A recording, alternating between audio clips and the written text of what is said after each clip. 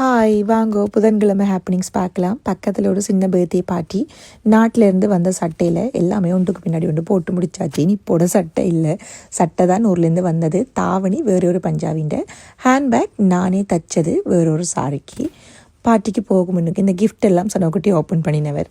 இதில் இந்த சட்டி மட்டும் எனக்கு நானே கிஃப்ட் பண்ணது. வாங்கி வைக்க சொன்னால் தானே வளமையாக நான் முதல்ல எனக்கு தான் வாங்கி வைப்பேன்னு சொல்லி என்ன சந்தோஷப்படுத்துறது ரொம்ப முக்கியம். என்னோட பாத்திரத்தை பற்றி நிறைய பேர் என்கொயரி பண்ணுற நீங்கள் இந்த டிக்கெட் மூவிக்கு போகிற டிக்கெட் 2 ஜனநாயகன் பார்க்க போய்க்க செலவில்லாமல் போகலாம். இதுகளும் எல்லாம் என்னோட முதலாளிமார் தந்ததான். எனக்கு 5 முதலாளிமார் 3 பேர்ட்ட கிஃப்ட் கலெக்ட் பண்ணிட்டேன். மற்ற 2 போய் எடுக்கல. ஹெட் ஆஃபீஸ் கொஞ்சம் தூரம், லேட்டராக அது எனக்கு வரும்போது காட்டுறேன்.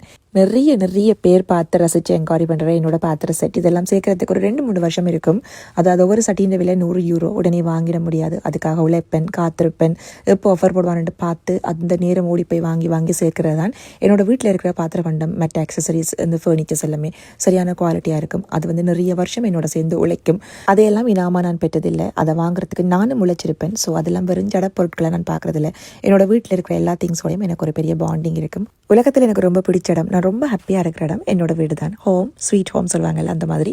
அப்படியே பாட்டிக்கு போய் வடிவாக சாப்பிட்டுட்டு அங்கே டெசர்ட்டுக்கு அப்பம் இருந்தது. அப்பத்தை சுட்டவங்களே இதோடுக்க கிச்சனுக்கு போட்டாங்க. விட்டுட்டு போன சாட்டியில் எனக்கு தேவையான அப்பம் எல்லாம் சுட்டுக்கொண்டு அப்படியே காரில் ஏறி தாவணியும் ஹேண்ட்பேக்கையும் காருக்கு வச்சுட்டு அப்பத்தையும் கொண்டு இந்த சட்டையோடையே டியூட்டியில் ஜாயின் பண்ணியாச்சு.